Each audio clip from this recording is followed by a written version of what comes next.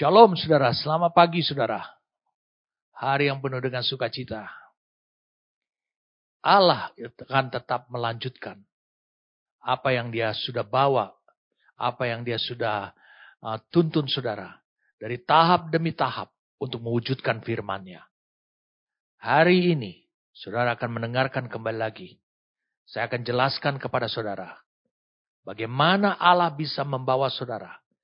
Bagaimana Yesus menjadi keteladanan, pola keteladanan bisa saudara lakukan ketika saudara hidup dalam mengikut Dia di dunia ini. Mari kita berdoa lebih dulu. Karena kita membutuhkan Roh Kudus dan firman-Nya untuk terus bekerja habis-habisan dalam hidup saudara. Mari kita berdoa. Terima kasih karena Engkau memberikan anugerah kepada kami. Untuk kami bisa mendengarkan perkataan-Mu langsung. Yang Kau kirim dari surga. Dari tempat Kau bertahta. Dari tempat tersembunyi bagi banyak orang. Tapi Engkau bukakan itu. Tanpa misteri. Tanpa rahasia. Kepada hidup kami. Kami siap saat ini Tuhan bagi Engkau. Kami mau mendengarkan. Kami masuk dalam hadirat-Mu. Ketika Engkau berfirman kepada kami. Kami siap saat ini bagi Engkau. Demi nama Tuhan kami Yesus Kristus. Amin.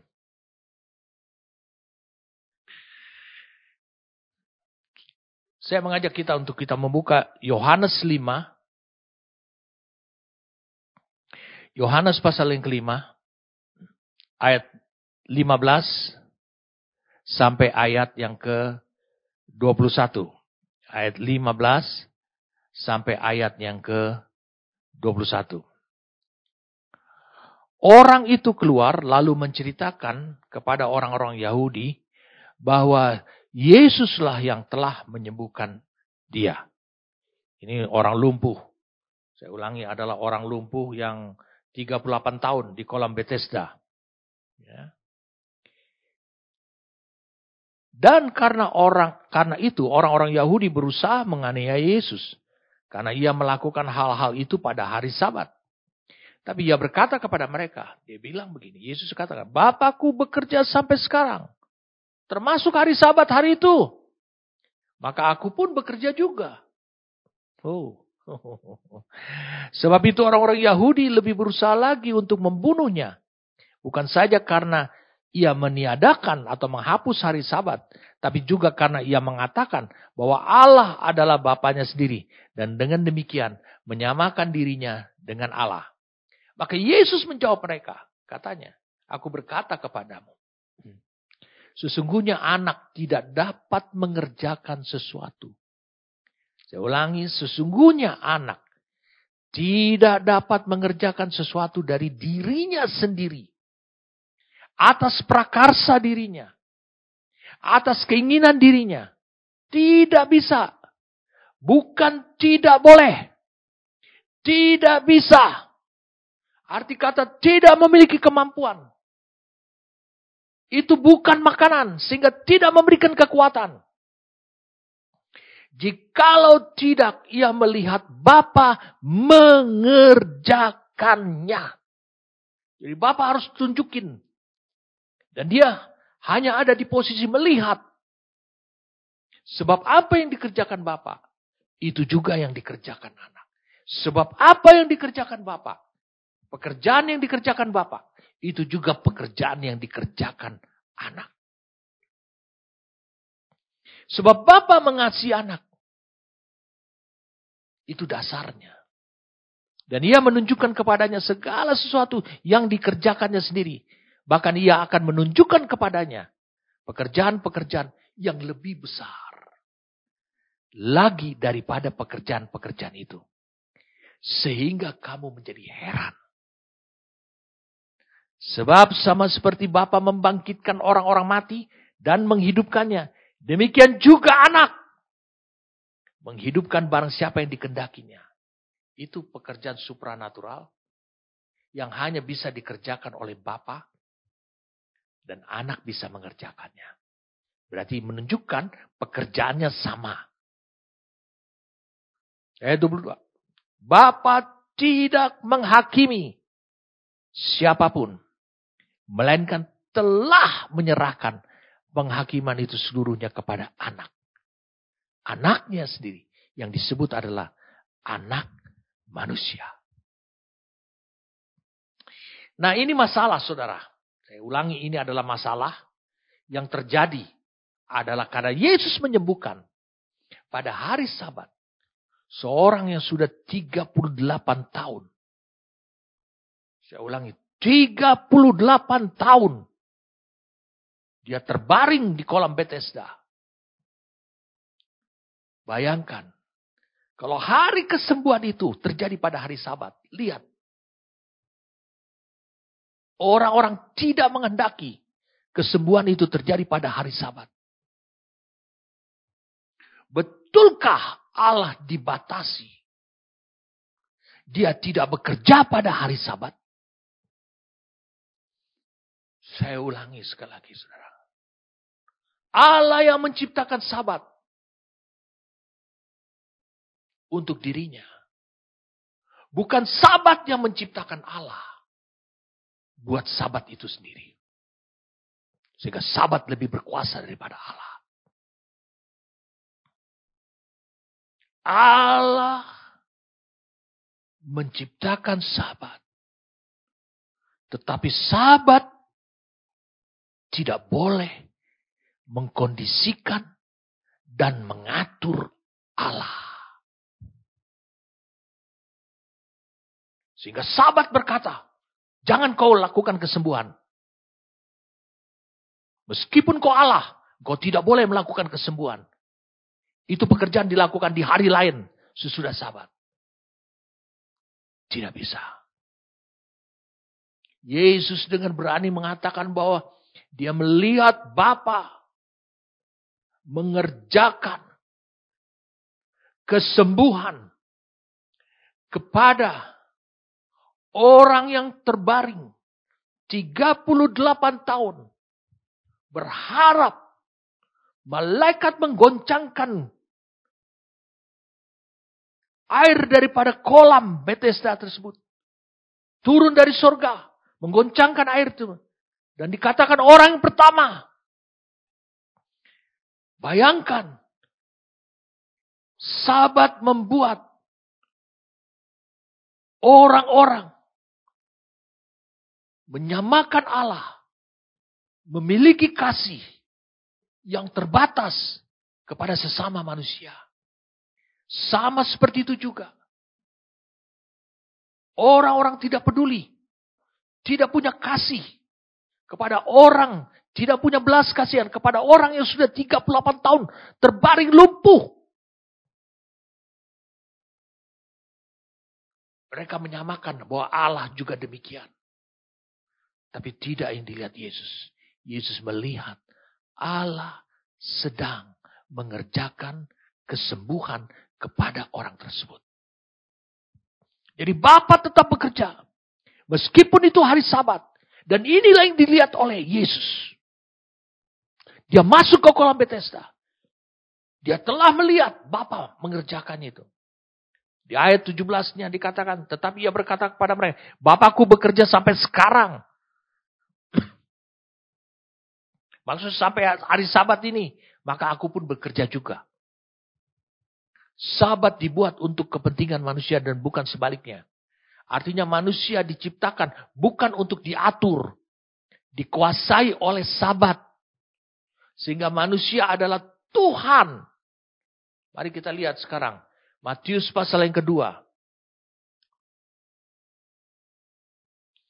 Matius pasal yang kedua.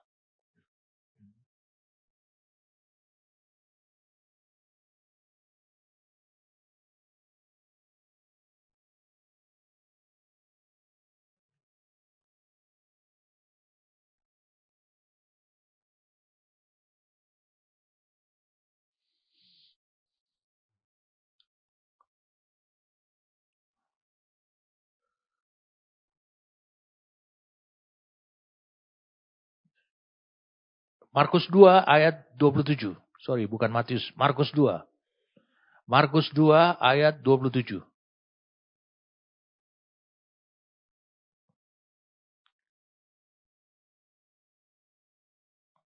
Markus 2 ayat 27-28. Lalu kata Yesus kepada mereka, hari Sabat diadakan untuk manusia dan bukan manusia untuk hari Sabat. Jadi anak manusia adalah juga Tuhan, Lord, atas hari Sabat. Penguasa hari Sabat. Dengarkan saya.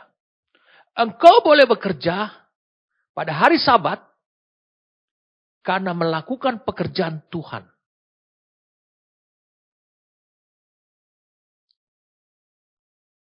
Apakah saudara absen dari ketaatanmu terhadap firman pada hari Sabat? Tidak. Engkau boleh melakukan pekerjaan Tuhan pada hari Sabat.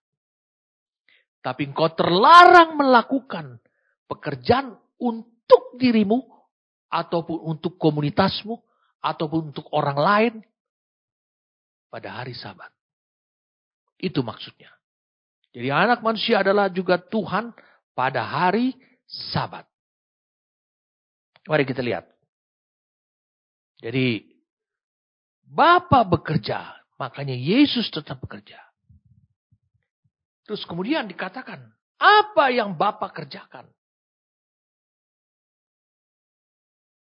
Apa yang Bapa kerjakan dapat dilihat, dapat diketahui. Sorry saudara, tadi itu yang pertama, Bapa tetap bekerja. Meskipun itu hari Sabat, itu yang pertama.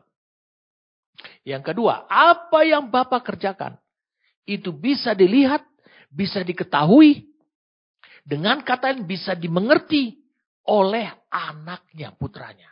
Ayat 19-18. Maka Yesus menjawab mereka katanya, aku berkata kepada sesungguhnya anak tidak dapat mengerjakan sesuatu dari dirinya sendiri, jikalau ia tidak melihat Bapa mengerjakannya. Sebab apa yang dikerjakan Bapa, itu juga dikerjakan anak. Mengapa? Sebab Bapa mengasihi anak. Dan ia menunjukkan kepadanya.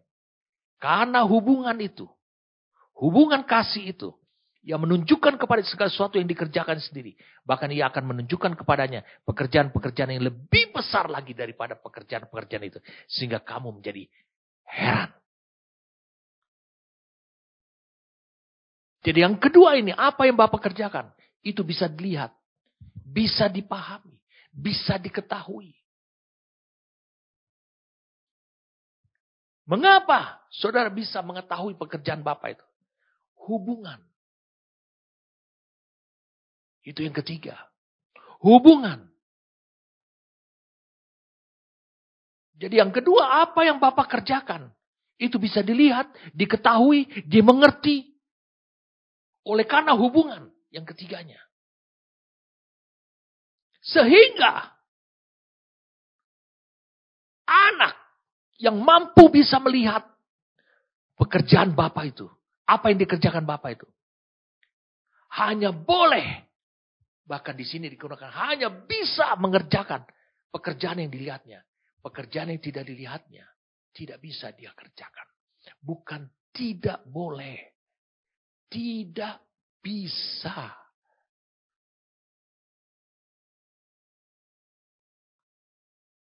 Jadi yang ketiga ini mendasari Bapa mengasihi anaknya. Ini menjadi alasan makanya dia menunjukkan pekerjaan yang dia lakukan sendiri. Saya ingin saudara membawa saudara. Dan saya tahu Roh Kudus akan menuntun saudara. Bapa mengasihi anaknya. Itu alasannya. Makanya dia menunjukkan pekerjaannya. Kok Bapa mengasihi anak? Kok itu menjadi dasar? Dia menunjukkan pekerjaannya. Kenapa? Karena ada satu azas yang terbangun dari kata Bapa mengasihi anaknya. Bapa percaya pada anaknya. Bahwa apa yang ditunjukkan pekerjaan itu akan dilakukan. Akan dan pasti dilakukan oleh Sang Putra. Mari saya ajak saudara. Dari mana kepercayaan Bapak ini? Bapak dikatakan mengasihi anaknya.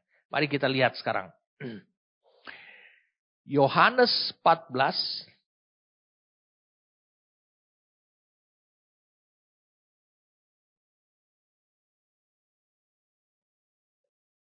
Ayat 21.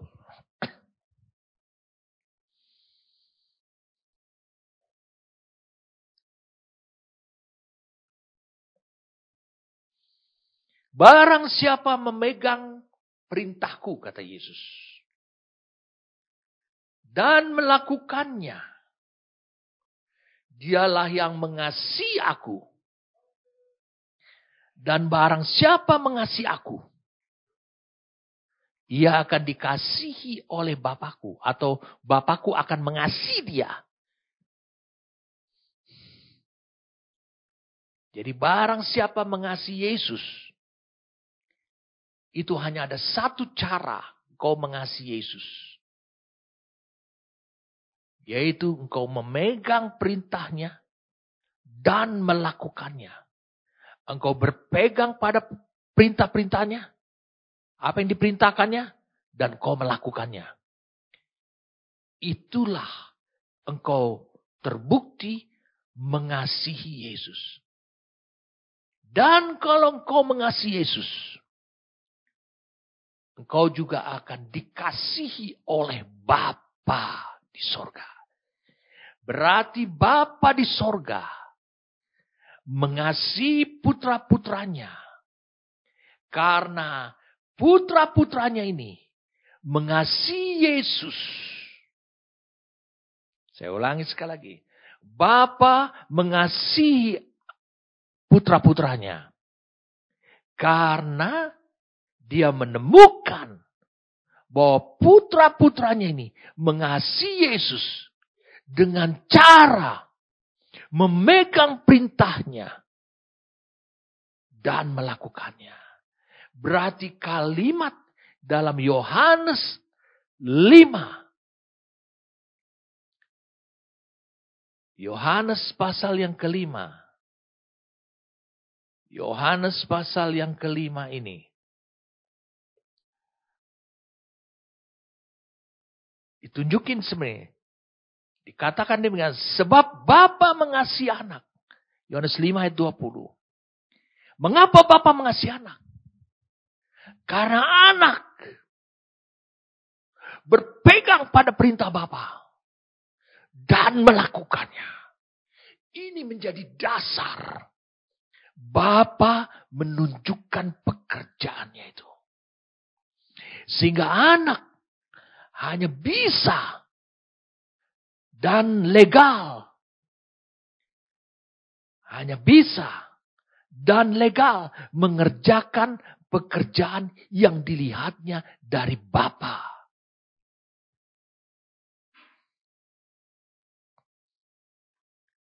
Mengapa? Karena Bapa mendapati bahwa putra ini penuh. Hubungan mereka diperkuat oleh ketaatan sang putra kepada Bapa.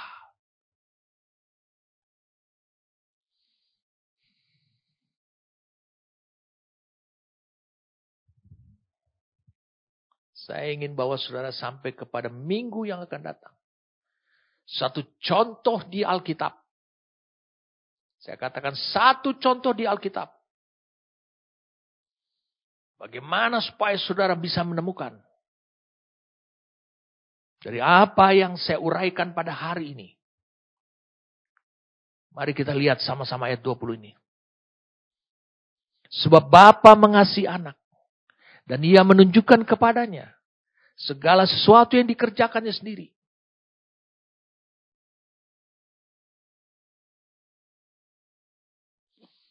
Segala sesuatu yang dikerjakannya sendiri.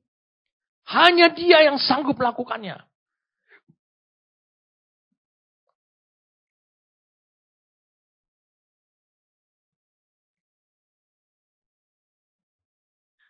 Bahkan, ia akan menunjukkan kepadanya pekerjaan-pekerjaan lebih besar lagi daripada pekerjaan-pekerjaan itu. Sehingga kamu menjadi heran. Tulis yang keempat. Segala sesuatu yang dikerjakannya sendiri.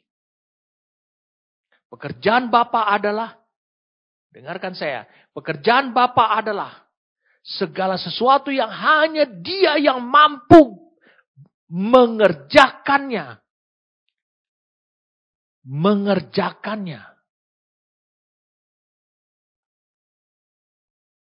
Dan menyelesaikannya.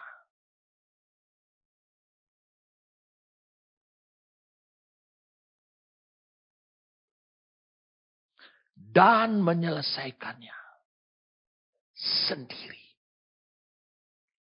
Hanya Dia mampu. Berarti di dalamnya yang disebut dengan pekerjaan Bapa, Allah tahu hanya Dia yang mampu mengerjakannya. Tapi mengapa Dia tunjukkan kepada Sang Putra? Mengapa Dia tunjukkan kepada saudara sehingga saudara mengerti dan tahu? Saudara hanya diminta untuk taat. Karena di dalam kata taat itu sudah terkandung kata percaya. Ini bukan hanya mujizat-mujizat supranatural saja. Yang melampaui kemampuan manusia. Dan di luar hukum alamiah. Tetapi juga termasuk adalah pekerjaan yang hanya sanggup Allah sendiri yang mampu mengerjakannya. Yaitu mengubah orang dari Simon menjadi Petrus. Itu yang dilihat Yesus. Maka Dia bisa mengubah Simon menjadi Petrus. Dan bahkan untuk menggenapkan rencana kehendaknya sendiri. Allah Bapa tahu bahwa hanya Dia yang sanggup mengerjakan itu.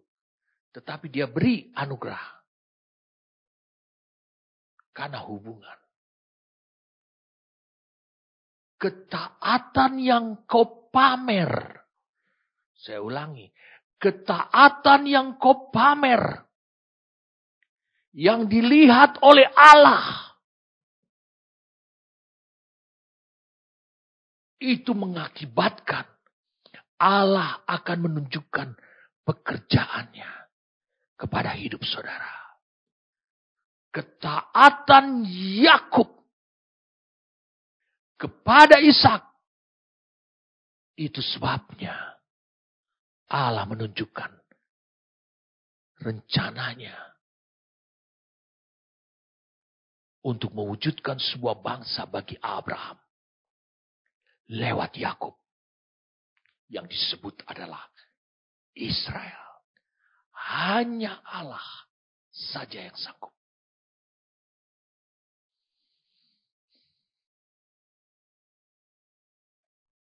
Ini luar biasa sekali, saudara.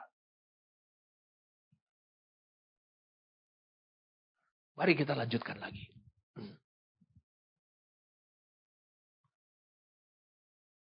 Jadi Allah yang sanggup mengerjakannya sendiri. Dan menyelesaikannya. Itu maksudnya ayat 20 ini. Ini bukan hanya mujizat supranatural. Tapi lebih. Melampaui hukum alamiah saja. Bukan itu, lebih. Tapi mengubah orang. Mengenapkan rencana kehendaknya sendiri. Hanya Allah yang sanggup. Ayat 20. Bahkan ia menunjukkan kepadanya, kepadanya pekerjaan-pekerjaan yang lebih besar lagi. Ini memberikan pemahaman buat kita. Pekerjaan yang lebih besar itu adalah, tadi minggu lalu sudah saya sampaikan, membangkitkan orang mati, menghakimi dunia.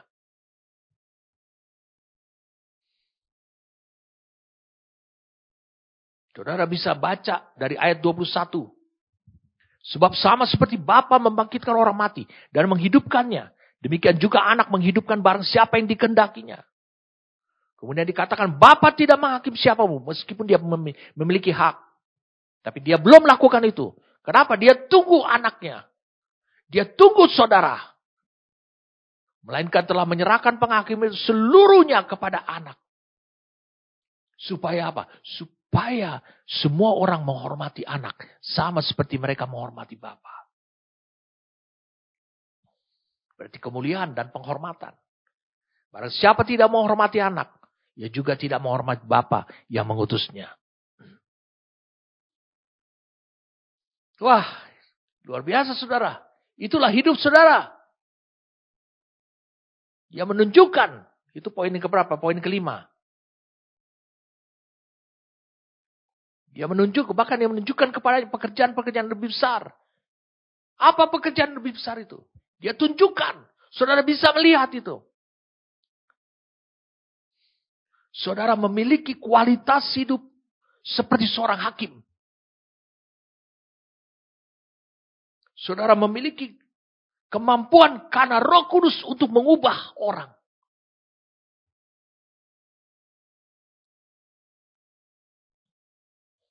Jadi saudara bisa lihat bagaimana putranya bisa melakukan pekerjaan Bapa yang lebih besar melalui hidupnya. Membangkitkan orang yang sudah mati. Lalu kemudian memberikan kehidupan. Memberikan yang jahat, menghakimi yang jahat. Atau yang patut dihukum. Lihat saudaraku. Yesus mengatakan, akulah air hidup. Itu yang berkata adalah anak manusia dan adalah anak Allah. Di bumi pada waktu itu. Demikianlah hidup saudara. Membangkitkan orang mati dan memberi kehidupan. Itu sebenarnya dua aspek kehidupan yang berbeda. Mungkin itu peristiwa yang sama. Dulu dia mati, bangkit, kemudian terjadi kehidupan. Tapi yang dimaksudkan dengan dibangkitkan adalah tentang perubahan posisi kita. Yakni berubah teritori kita. Waktu Kristus dibangkitkan dari kematian, dia dibangkitkan dari kematian. Maka Kristus itu memasuki dunia atau alam yang berbeda. Walaupun dia masih ada di dunia ini.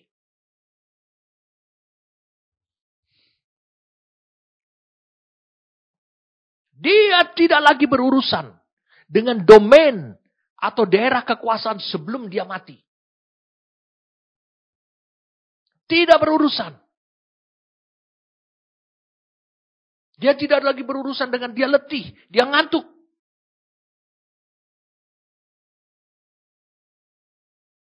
Dia haus.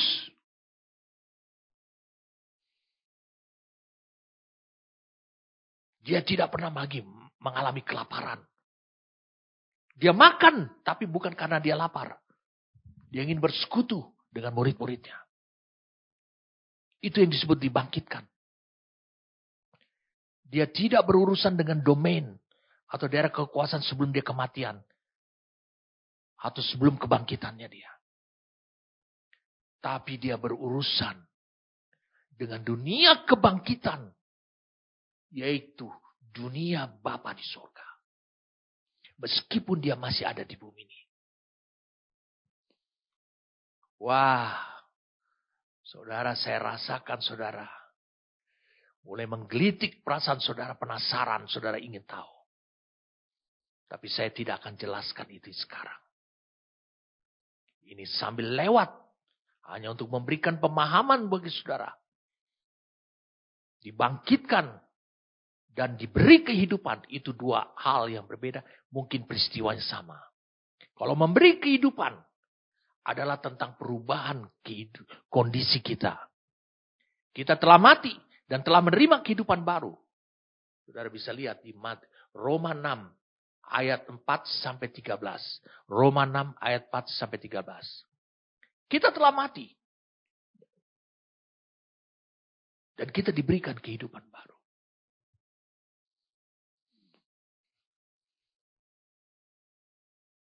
Perhatikan baik-baik. Dan yang terakhir ini terutama adalah pekerjaan yang dilakukan putranya. Bagi kita.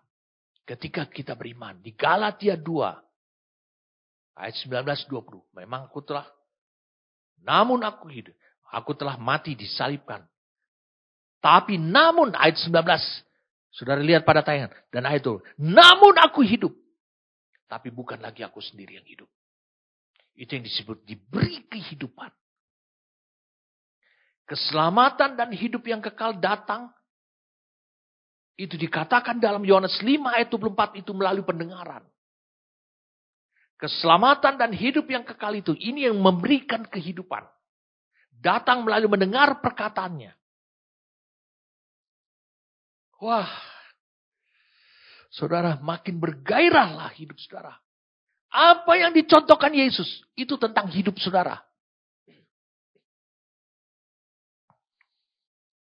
Yesus berkata di ayat 24, aku berkata kepadamu, sesungguhnya barang siapa mendengar perkataanku, percaya kepada dia yang mengutus aku, Bapa di sorga, ia mempunyai hidup yang kekal dan tidak turut dihukum, sebab ia sudah pindah dari dalam maut ke dalam hidup. Pindah teritori. Pindah dunia. Bagaimana saudara bisa tahu? Itu yang dilihat Yesus pada diri Bapa. Dia membangkitkan dan memberikan kehidupan. Melalui sarana apa? Mendengar firman. Sudah pindah. Saudara bisa bayangkan Yesus sebagai anak Bapa. Dia pernah membangkitkan pemuda di Nain. Putri Yairus di Kapernaum. Lazarus di Betani. Tapi berbeda dengan kebangkitan yang dialami oleh Yesus sendiri. Apa bedanya? Bedanya satu.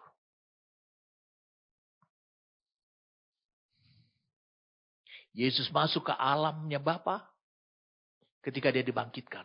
Dia tidak berurusan dengan sebelum dia mati. Dunia sebelum dia mati dan sudah bangkit. Karena kemudian Lazarus kemudian meninggal lagi. Ketika dia sudah tua. Pemuda di Nain itu pasti mati lagi. Anak putrinya Yairus juga mengalami kematian. Tapi Yesus tidak lagi. Dia mengalami kekekalan. Hidup yang kekal. Sudah ada pada dirinya. Apa yang membedakan kebangkitan daripada 3 orang yang dibangkitkan Yesus ini dengan Yesus sendiri? Yesus dibangkitkan oleh Roh Allah.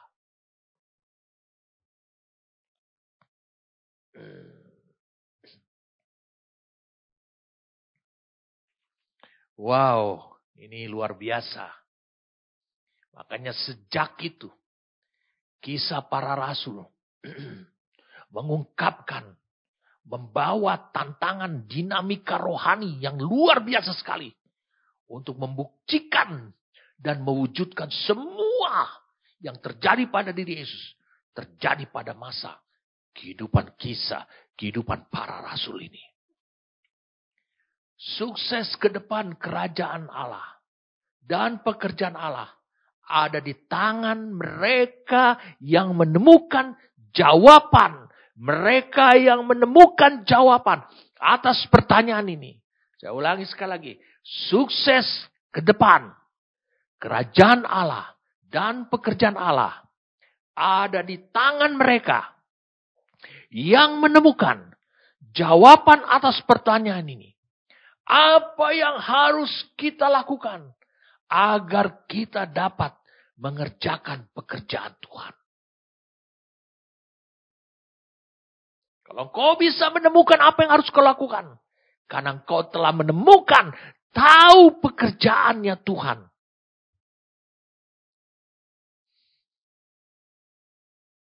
Kita harus kembali lagi pada Yohanes pasal yang ke-6.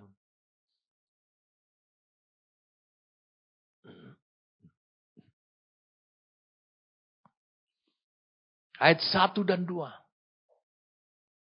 Sesudah itu Yesus berangkat ke seberang Danau Galilea, yaitu Danau Tiberias. Orang banyak berbondong-bondong mengikuti dia.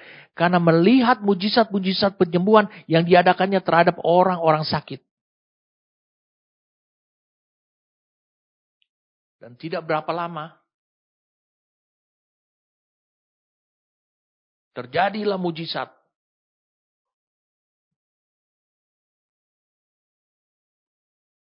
Yesus memberi makan 5.000 orang melalui 5 roti dan 2 ekor ikan. Perhatikan baik-baik. Ayat pertama ini memberikan gambar karena mereka berbondong, karena mereka melihat ayat 2.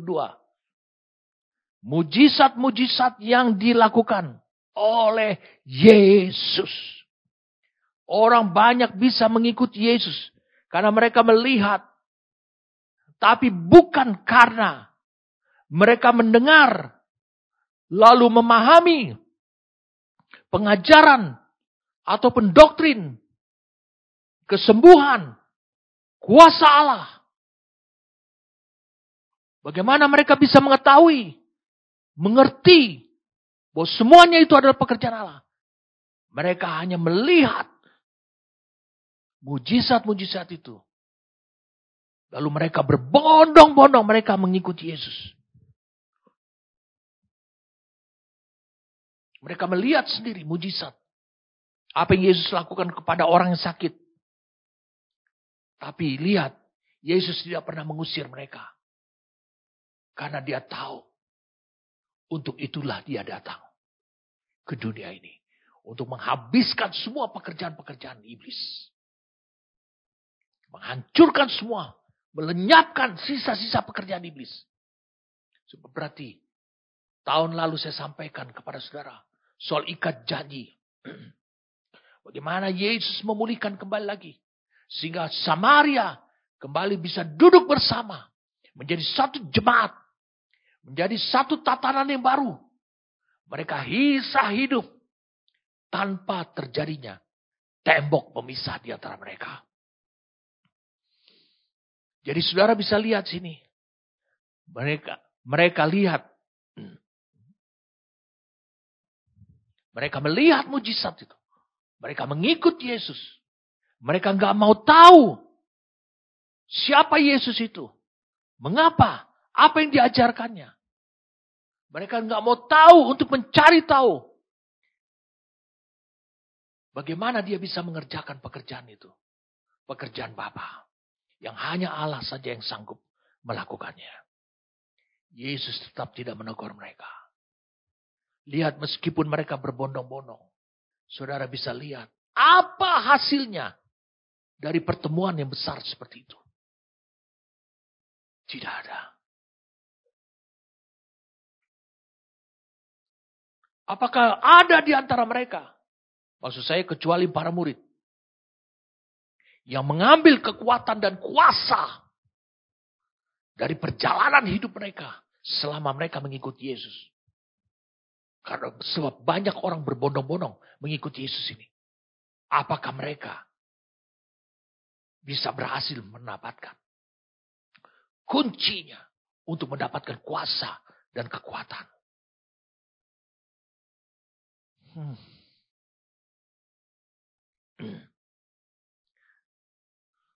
Saudara, di suatu hari dari 5.000 orang ini tidak ada sedikit pun juga yang bercerita kembali lagi. Setelah Yesus terangkat. Bahwa mereka tetap hidup. Mengikut Tuhan. Dengan segala konsekuensinya. Sejak dari peristiwa mujizat itu. Tidak ada.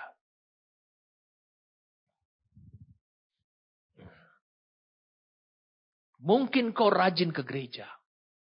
Kau banyak mendengarkan firman Tuhan. Tapi kau adalah dalam posisi penantian mujizat.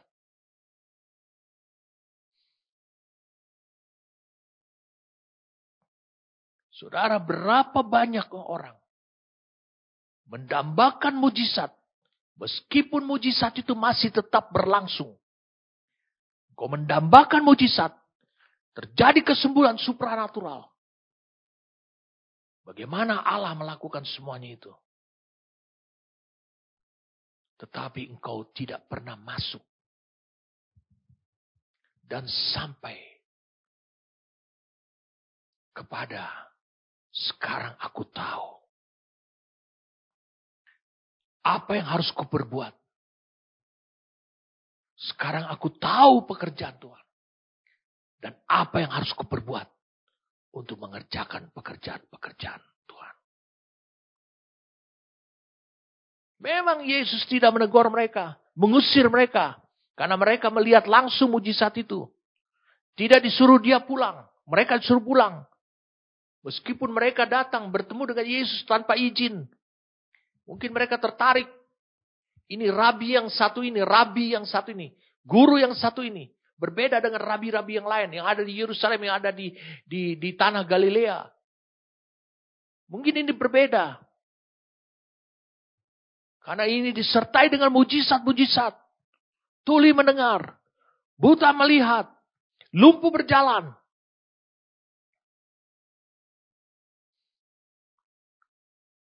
Tetapi Yesus hanya menegur mereka yang sudah makan. Karena itu adalah orang-orang kedagingan. Hai orang-orang kedagingan. Apa yang kau cari dari aku? Karena kau sudah makan. Kau sudah kenyang. Lu bisa baca itu dari ayat yang ke 20.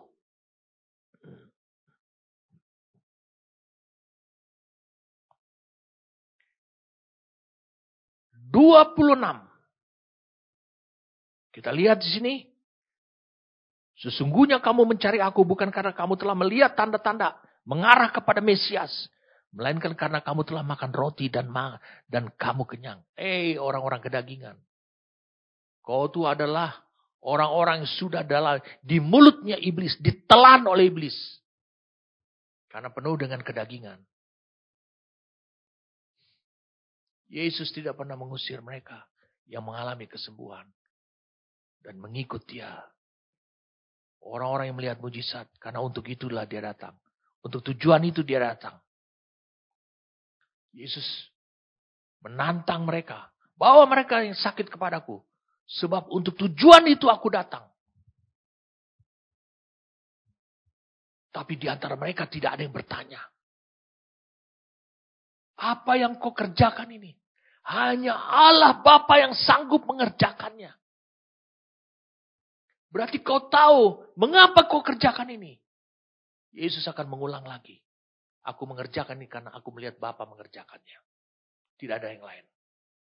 Mengapa aku sanggup mengerjakan apa yang ditunjukkan oleh Bapa? Mengapa aku bisa melakukannya? Karena Bapa mengasihi aku. Kenapa? Karena apa yang diperintahkan Bapa, aku taati. Saudara coba pikirkan. Apakah pelayanan kesembuhan supranatural seperti itu? Mujizat adalah pelayanan seperti kedagingan.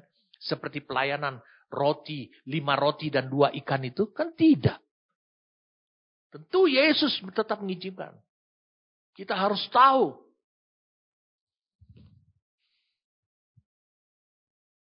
Dalam gerombolan ataupun rombongan.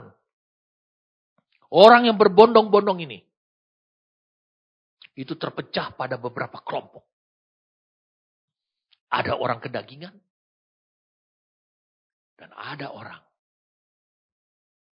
Yang memang untuk itulah Bapa tunjukkan.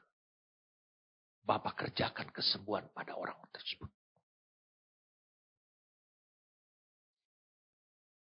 Amin. Sungguh luar biasa. Tapi Yesus. Luar biasa Yesus. Tapi Yesus. Dari sekian banyak kesembuhan demi kesembuhan. Dari sekian banyak yang dikerjakan dari pekerjaan Bapa. Yesus tetap mencari sesuatu pada diri orang itu. Yesus banyak melihat motivasi-motivasi. Yesus banyak melihat hati nurani yang tidak murni. Tapi Yesus mencari sesuatu.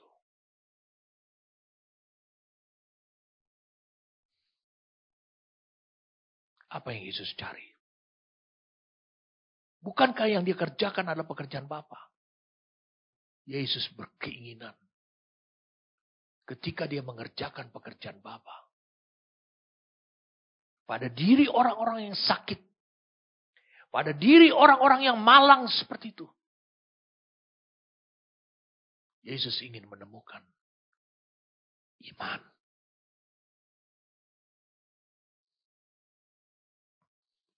Karena hanya iman saja yang memampukan Yesus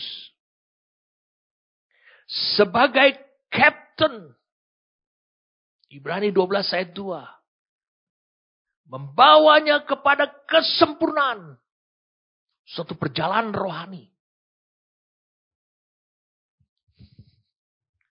Yesus ingin menemukan iman. Dia berkata kepada wanita Sirofenesia, "Hai ibu, besar imanmu." Dia berkata kepada perwira dari Kapernaum, "Aku tidak pernah menemukan iman sebesar ini di tengah-tengah orang Israel, orang Yahudi." Yesus rindu menemukan iman. Mengapa dia rindu untuk menemukan iman? Ketika dia melakukan pekerjaan Bapa. Menyelesaikan pekerjaan Bapa. Karena Ibrani 12 ayat 2. Marilah kita melakukan dengan mata yang tertuju kepada Yesus. Yang memimpin kita dalam iman. Sebab kesembuhan itu barulah titik awal. Tetapi Yesus akan melanjutkan lagi. Menyempurnakannya. Kehidupan rohani orang. Itu pekerjaan Bapa yang lebih besar.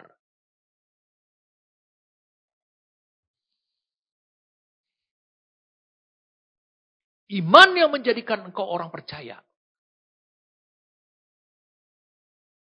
Itu adalah pekerjaan awal yang sanggup Allah Bapa kerjakan melalui rohnya.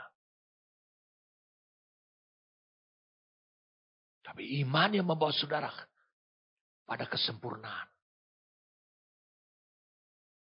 Hanya sanggup Allah Bapa saja yang mengerjakannya.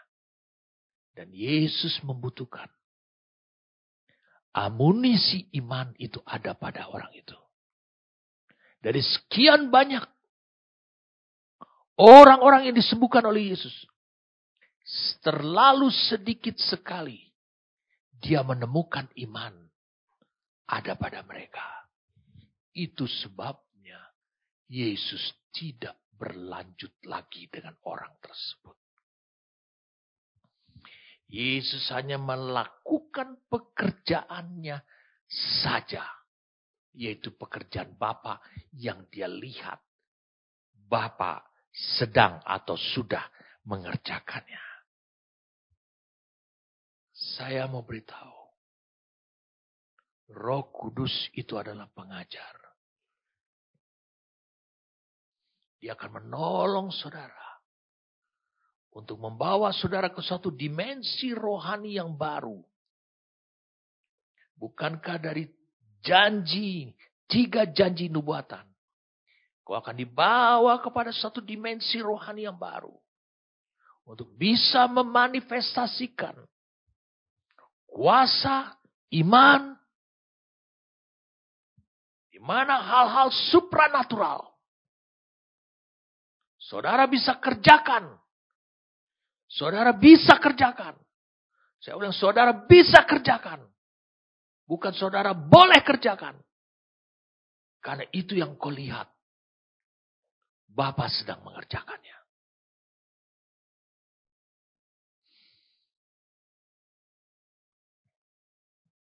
Ini penting buat kita. Itu sebabnya.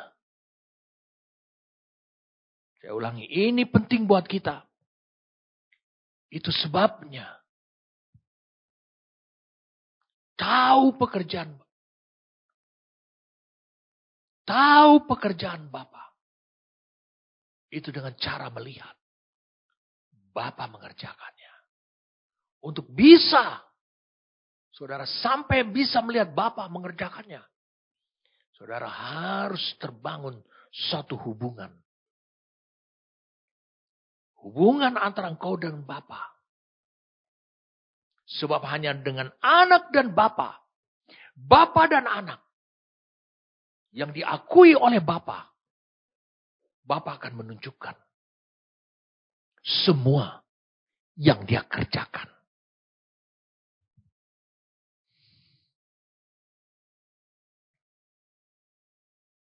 Ini luar biasa. Allah mau tunjukkan kepada saudara apa yang dia telah kerjakan, sedang kerjakan. Sehingga engkau bisa mengerjakan hal yang sama ketika engkau telah ditunjukkan oleh dia. Hal itu. Ini langkah luar biasa. Ini suatu kemajuan. Kalau Yesus sendiri telah memimpin kita sebagai kapten. Saya ulangi, sebagai kapten. Dengan dia melakukan segala sesuatu, kata Alkitab. Apa yang dia lihat, Bapa mengerjakannya. Maka dia berhasil. Yang buta melihat. Yang lumpuh berjalan. Yang bisu bisa terlepas tali suaranya. Yang mati bisa dibangkitkan. Dia bisa mengerjakan semua itu karena dia melihat. Allah mau. Sebelum kita akhir ini. Allah mau. Supaya saudara bisa melihat apa yang Bapa kerjakan. Ini penting buat kita. Karena tidak akan pernah saudara dapati. Hanya melalui doa. Tidak akan pernah saudara bisa mendapat ini. Hanya melalui doa. Tidak akan pernah bisa terwujud. Ini hanya melalui doa. Tidak akan terwujud. Hanya melalui saudara membaca firman.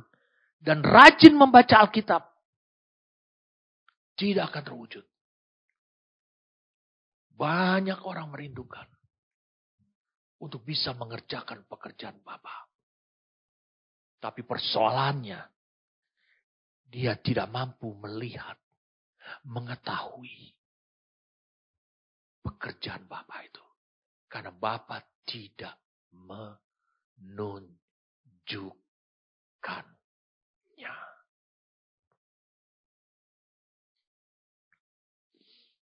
Bahkan pekerjaan yang lebih besar saya tidak menunjukkannya.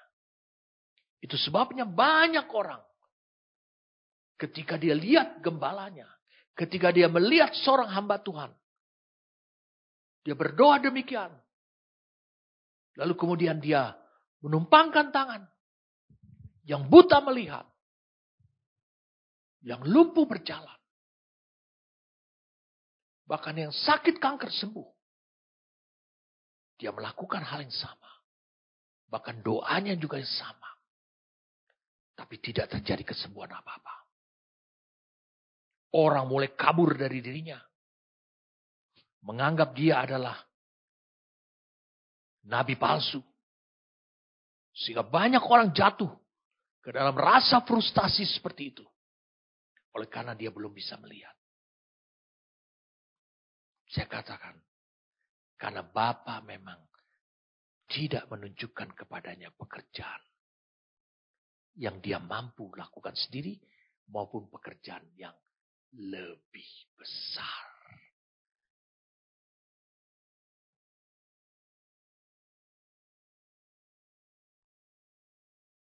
Roh Kudus. Saya melihat dan saya mengetahui Roh Kudus.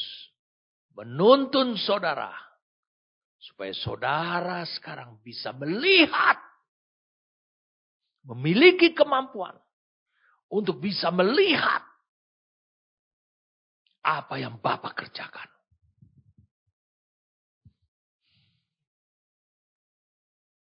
Saudara tentu tahu jawabannya. Sebelum kita akhiri dalam doa.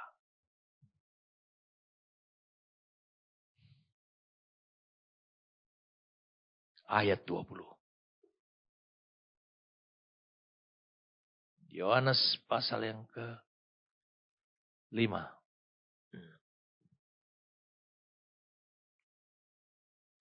Yohanes pasal yang ke-5.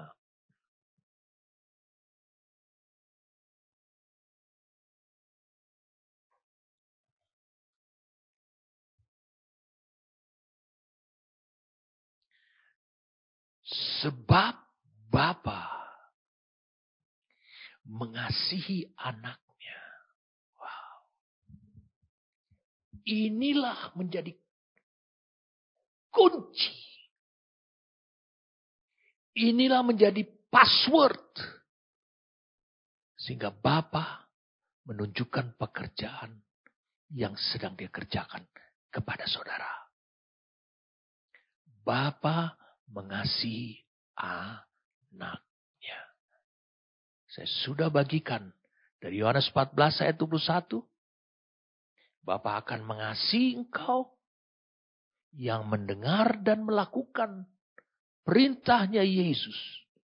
Karena engkau bukan hanya dikasihi oleh Sang Putra saja, tapi Bapa akan mengasihi engkau. Bagi saudara yang mendengarkan firman ini, kau tahu sekarang jalan untuk mencapai posisi rohani. Suatu tempat, suatu posisi rohani, di mana Bapa senantiasa mengasihi saudara. Kalau kau sampai pada posisi tersebut, maka engkau tiap saat, tidak perlu engkau berdoa saja, engkau akan bisa melihat pekerjaan yang ditunjukkan oleh Bapa di surga. Mungkin itu lewat gembalamu, mungkin itu lewat Papa Jonathan, mungkin itu lewat saya yang sedang menyampaikan firman. Mungkin ketika engkau sedang bersekutu dengan Tuhan, engkau akan bisa melihat segala sesuatu yang sedang maupun yang telah dikerjakan oleh Bapa. Dan apabila itu ditunjukkan kepada engkau, Bapa punya dasar. Karena Bapa mengasihi engkau. Karena dia menemukan saudara. Dia percaya kepada saudara. Bahwa saudara adalah orang yang diberi perintah. Oleh orang yang diutus oleh Tuhan. Dan saudara melakukannya. Tanpa pamrih. Tanpa perhitungan. Tanpa perasaan. Saudara melakukan ketaatan yang mutlak. Saudara melakukan itu. Dengan spontanitas. Wow, luar biasa. Itu akan membangkitkan suatu posisi. Menempatkan saudara di suatu posisi. Yang disebut dengan posisi. Bapa mengasihimu. Itu adalah posisi rohani saudaraku. Itu bukannya suatu interaksi kehidupan. Tapi itu adalah suatu posisi rohani. Sebab di posisi itu engkau akan lihat. Engkau akan layak bisa melihat pekerjaan yang sedang ataupun yang telah dikerjakan oleh Bapa di surga. Apa yang kau lihat itu, saya ulangi, apa yang kau lihat itu yang bisa kau lakukan. Ingat, apa yang kau lihat dari Bapa mengerjakan itu, apa yang kau lihat? Pekerjaan apa yang kau lihat itu? Saya mau beritahu pada saudaraku. Sebenarnya pekerjaan itu hanya Allah Bapa saja yang sanggup mengerjakannya. Tapi dia tunjukkan kepada saudara.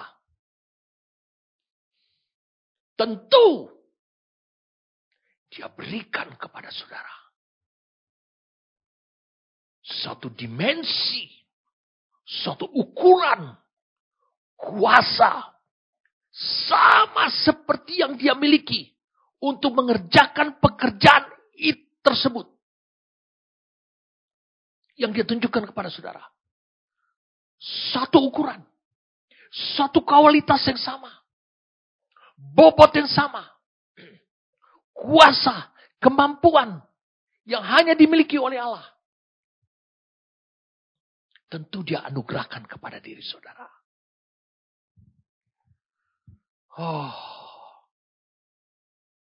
Saya akan bikin pertanyaan kepada saudara.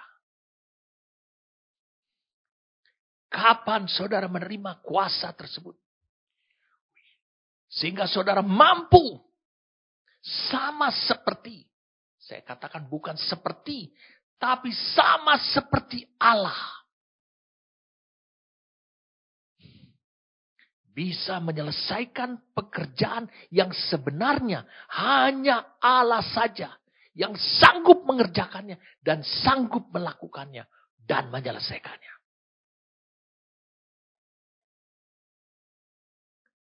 Hari ini, saya ulangi, hari ini, Roh Tuhan dan firman-Nya, Allah sendiri menggeser saudara untuk engkau datang ke suatu tempat. Dan nama tempat itu, dan nama posisi rohani itu adalah Bapa mengasihi anaknya. Bapa mengasihi saudara. Saudara tahu bagaimana posisi itu tidak untuk semua orang. Tapi posisi itu hanya disediakan bagi mereka yang mendengar. Memegang perintah Tuhan. Dan melakukannya. Itu akan membangkitkan kepercayaan dari Allah Bapa sendiri kepada hidup saudara. Sehingga saudara akan bisa melihat, mengetahui, memahami pekerjaan yang harus engkau selesaikan. Padahal pekerjaan itu adalah pekerjaan Tuhan yang sebenarnya, yang sesungguhnya hanya Allah yang sanggup mengerjakannya. Berarti tersembunyi sesuatu. Ada kemampuan. Ada kuasa. Yang dia anugerahkan. Saya mau sampaikan kepada saudara. Kuasa dan anugerah. Ini engkau terima. Dari Bapa di sorga. Tanpa penumpangan tangan. Ini engkau terima dari sorga. Tanpa suatu upacara. Tanpa suatu saya katakan tanpa suatu tindakan persyaratan seperti militer. Saudara menerima kepangkatan saudara, saudara menerima otoritas, kepangkat yang lebih tinggi adalah karena saudara memenuhi syarat. Ini tanpa seperti itu. Kau menerimanya. Dan kadangkala saya akan berikan contoh mulai minggu depan. Ada orang-orang yang tidak menyadari bahwa dia hidup di posisi Bapa mengasihi anaknya. Dia sudah hidup di posisi tersebut. Dia bisa melihat apa yang Allah sedang kerjakan dan yang Allah telah kerjakan. Dia melihat semuanya itu. Dia tidak sadar. Dia sudah memiliki kuasa untuk mewujudkan. Kamu adalah terang dunia. Bukan untuk menerangi keluargamu saja. Lebih daripada itu. Terang yang ada pada hidup saudara. Itu bisa menerangi dunia. Sekaligus. Bahkan kemampuan dan kekuatan dan kuasa yang ada pada hidup saudara. Itu bisa menjadikan semua bangsa, bukan hanya satu bangsa, tapi semua bangsa menjadi murid Kristus.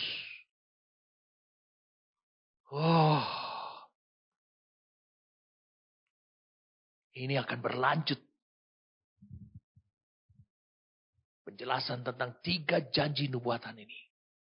Saudara bisa lihat di waktu-waktu yang akan datang. Hidupmu tidak akan sama lagi. Tidak akan sama lagi. Di waktu-waktu yang akan datang. Mungkin saat ini sudah mulai terjadi. Saudara akan tahu pekerjaan Allah.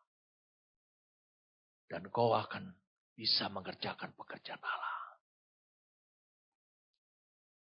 Di posisi rohani. Bapa mengasihi anaknya ini. Bapa mengasihi saudara. Itu adalah posisi rohani. Saudara sudah tahu pekerjaan Allah. Dan bagaimana mengerjakan pekerjaan Allah itu. Minggu depan. Saudara tentu sudah tidak tahan lagi. Tapi saya katakan, izinkanlah Roh Kudus dulu dan firman-Nya. Untuk terus membawa saudara bergeser dari satu tempat ke tempat lain. Nah, minggu depan kau akan mengetahui kuasa ini. Kemampuan ini. Dan mungkin saya menyadari ada beberapa orang di antara saudara. Mungkin 1 atau 2 orang. Mereka sudah mengalami kemampuannya Allah. Tanpa mereka sadari hal itu. Itu sudah ada. Dan kadang-kala engkau masih berdoa. Sehingga Tuhan harus menyadarkan kau. Kau sudah memiliki apa yang kau doakan itu. Oh, ini anugerah yang besar sekali buat saudara.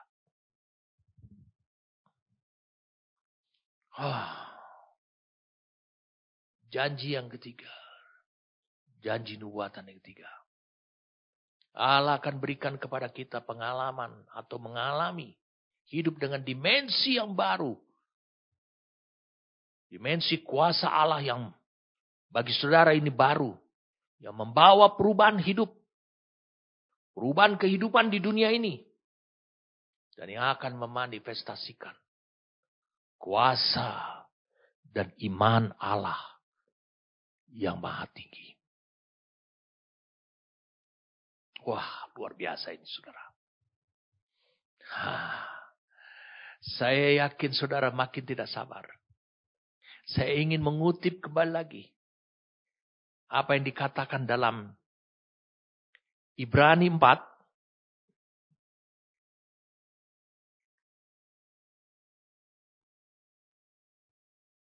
Ayat 3. Wah, ini luar biasa nih. Sebab kita yang beriman akan masuk ke tempat perhentian. Tempat perhentian. Tempat perhentian. Ya. Itu digunakan kata pausis G2663. Akan masuk ke tempat perhentian. Seperti yang ia katakan.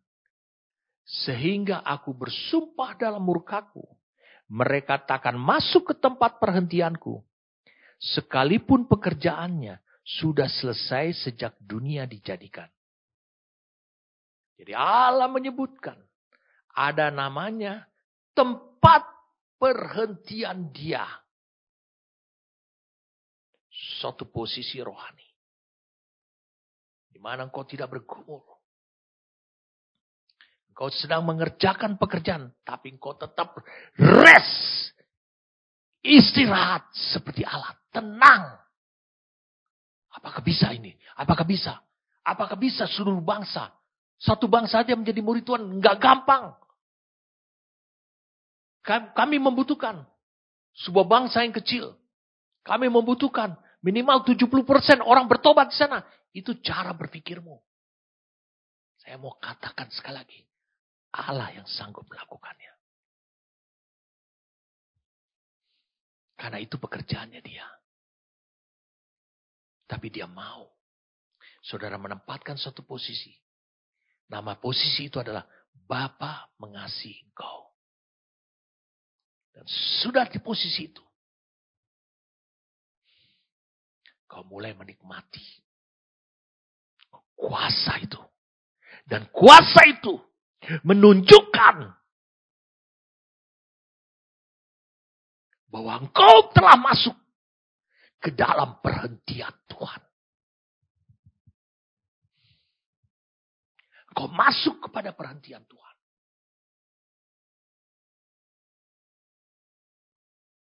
Wah. Saya berdoa supaya saudara bisa memahami. Karena begitu mudah untuk menerapkan hal seperti ini. Sangat mudah sekali untuk menerapkan hal seperti ini. Saya berdoa supaya saudara benar-benar memahami tentang apa yang Tuhan jelaskan kepada saudara pada hari ini. Dia ingin kau berada di posisi rohani tersebut. Karena ketika engkau berada di posisi rohani, Bapa mengasihi engkau. Kau akan ditunjukkan semua pekerjaannya. Tapi engkau kerjakannya itu. Semua.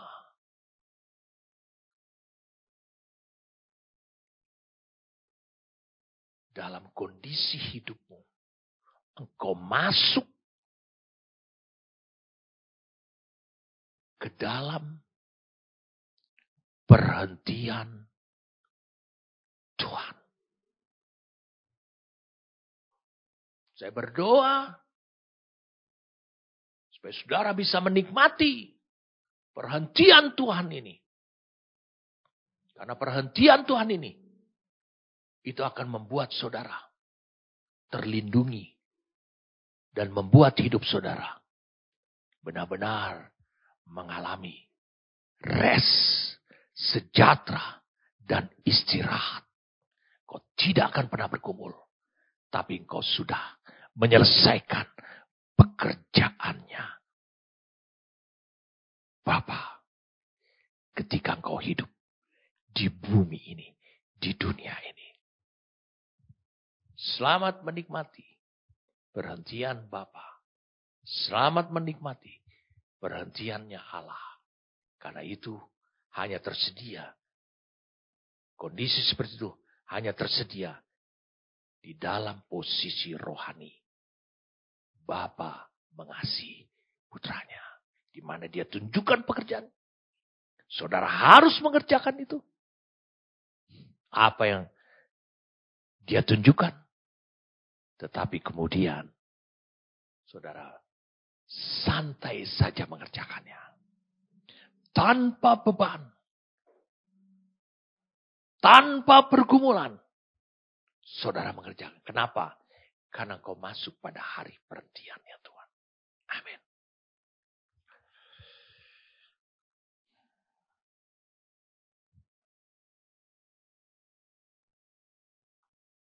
Terima kasih untuk anugerah yang kau berikan kepada kami Tuhan. Saya mau berdoa pada saudara karena saya baru saja bicara tentang posisi rohani. Ini adalah posisi rohani yang Tuhan sediakan. Di mana dia berdiri di sana. Bapa mengasihi engkau. Dan saudara harus ada di posisi tersebut. Sehingga Bapa engkau bisa melihat seluruh pekerjaannya Bapa. Apa yang sedang dikerjakan maupun yang telah dia kerjakannya. Sehingga engkau bisa mengerjakannya. Bukan engkau boleh mengerjakan, engkau bisa mengerjakannya. Dan ketika engkau mengerjakannya, engkau akan berhasil. Karena Yesus telah menunjukkan buktinya. Bahwa dia adalah the outdoor captain. Membawa saudara sampai kepada penyempurnaannya. Dan ketika engkau mengerjakan ini, tanpa susah payah. Mengapa? Karena kau masuk pada hari perhentian. Terima kasih Tuhan. Kau tunjukkan kepada kami satu posisi dan kami diundang. Kami diharapkan. Kami diupayakan oleh Bapa di sorga. Oleh Tuhan sendiri. Untuk kami berada di posisi tersebut. Mengambil tempat di posisi tersebut. Terima kasih kami merasakan pada saat ini. Hamba berdoa buat setiap orang yang masih terus dalam pergumulannya. Stop pergumulanmu. Stop pergumulanmu dengan pikiranmu. Stop pergumulanmu dengan engkau menyangka bahwa ini adalah ilmu matematik. Kalau jumlah orang Kristen banyak di dunia ini, maka seluruh dunia semua sudah datang kepada Tuhan. Bukan, tidak demikian. Ini pekerjaan yang hanya Allah sanggup mengerjakan. Hanya Allah saja yang sanggup mengerjakannya. Stop engkau berhenti terhadap hal itu. Itu adalah posisi engkau tidak percaya pada apa yang dikatakannya. Yesus mengatakan kau adalah terang dunia. Yesus mengatakan jadikanlah semua bangsa muridku. Itu bisa terjadi. Itu tidak akan pernah gagal. Tempatilah posisi itu. Bapak, terima kasih untuk apa yang kau singkapkan buat kami.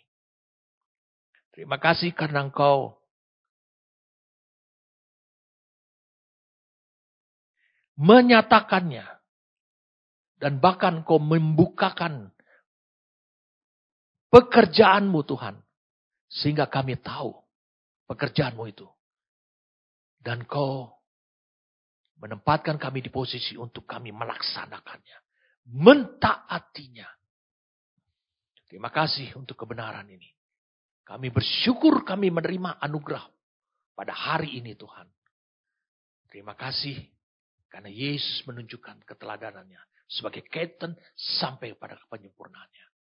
Kami bersyukur untuk anugerah ini. Minggu depan Tuhan, kami mau dengar dari Engkau. Mungkin di antara kami sudah ada yang mengalami, dianugerahkan kuasa, dimensi yang baru tersebut dari kuasa-Mu sendiri. Itu telah nyata dalam hidup kami. Terima kasih Bapa. Kami bersyukur padamu. Terima kasih untuk firman-Mu. Terima kasih untuk pekerjaan Roh-Mu. Demi nama Tuhan kami Yesus Kristus. Amin.